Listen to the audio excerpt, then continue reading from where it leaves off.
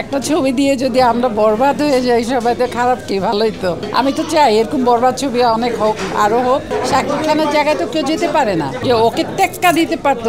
শাকিব খান যখন ছবি করে এটা ধরে এনে যে ছবিটা অনেক ভালো হবে, গল্প ভালো থাকে, নায়ক ভালো থাকে, নায়িকা ভালো থাকে।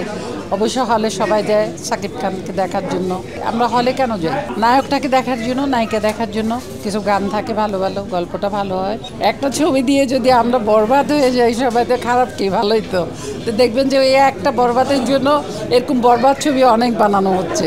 তখন বেটার না, আমাদের জন্য তো ভালো, সবার জন্য ভালো, কি বলেন? আমি তো চাই এরকম বরবাদ ছবি অনেক হোক, আরও হোক। বম্বে এখনও আমাদের সালমান খান এখনও আছে, শাহরুখ খান এখনও আছে, আমিন খান এখনও আছে, সবাই আছে।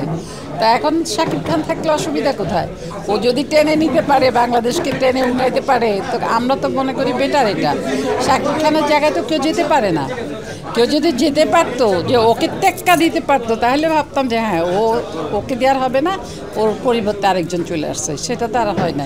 আমি চাই ওর মতো আরও যদি আসে, কেউ আসুক, আসতে পারলে খুবই ভালো, আমাদের জন্য ভালো, আমাদের দেশকে উন্নত করবে, আমাদের দেশের উন্নতি হবে, এটাই আমরা আশা করি আর কি।